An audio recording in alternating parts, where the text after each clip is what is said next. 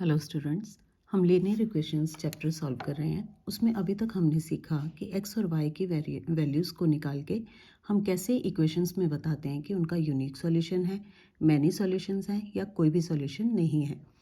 पर अब हम ये सीखेंगे कि ऐसी कौन सी कंडीशन अप्लाई करें कि हम एक्स और वाई की वैल्यू को फाइंड किए बिना ये पता लगा सकें कि इक्वेशंस का सॉल्यूशन कैसा है। तो उसके लिए है conditions of solving linear equations in two variables X and Y. अगर हमें दो इक्वेशंस गिवन है a1x plus b1y plus c1 is equal to 0 and a2y plus b2y plus c2 is equal to 0। तो अगर हमें वैल्यू आए a1 upon a2 is not equal to b1 upon b2, it means इन equations का unique solution होता है।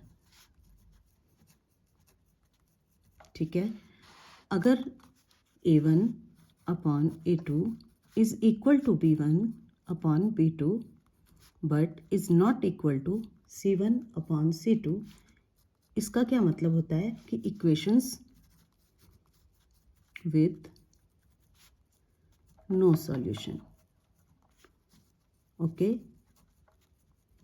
And third situation is a1 upon a2 is equal to b1 upon b2 and also equal to c1 upon c2. It means infinity many solutions.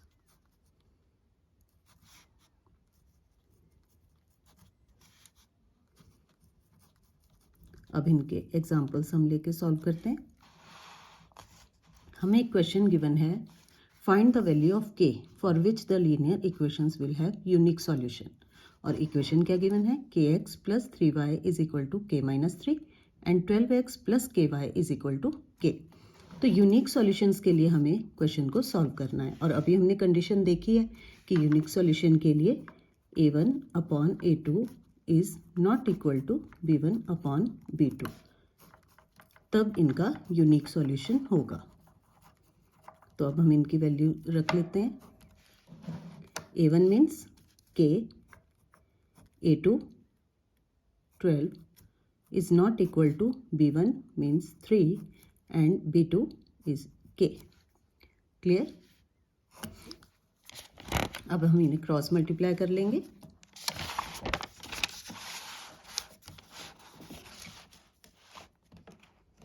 It means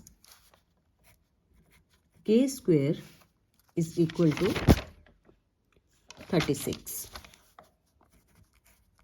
है ना। अब k की value find करनी है तो क्या आएगा, under root 36 plus minus root 36। It means k is not equal two plus minus 6। Clear? It means equations will have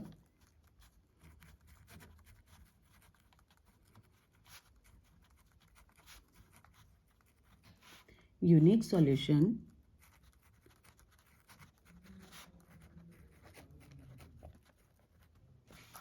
for all real numbers of k except plus minus 6. This is the answer. अब एक next situation हम ले लेते हैं। Find the value of k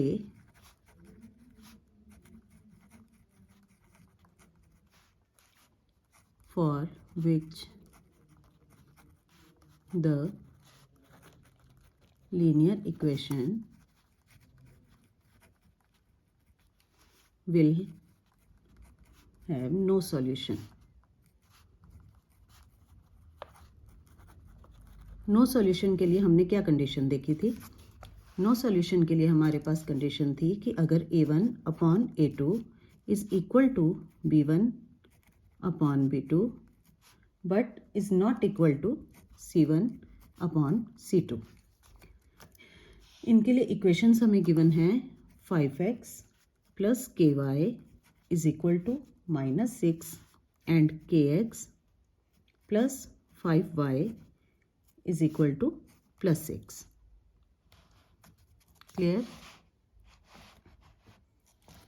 अब इनमें values put कर लेते हैं. A1 means 5, A2 K is equal to B1, K B2 5 is not equal to C1 minus 6 and C2 is 6.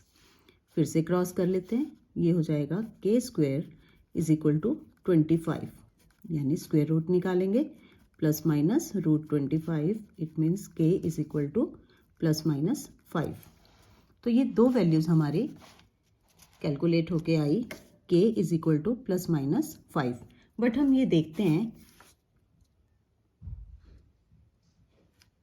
कि 5 जो है, क्योंकि अगर हम प्लस 5 वैल्यू रखते हैं तब ये इक्वेशन हमारी सेटिस्फाई होती है. तो it means 5 satisfy the condition. It means K is equal to 5 is the solution. Clear? एक और जो थर्ड इक्वेशन हमें देखी, थर्ड कंडीशन कि find the value of K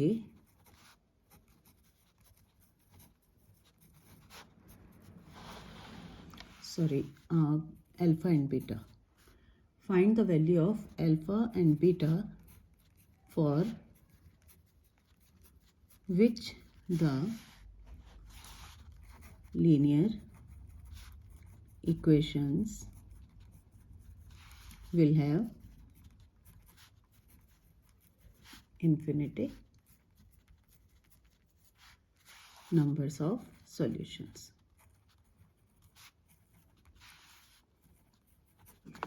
question हमें गिवन है 2x plus 3y is equal to 7 and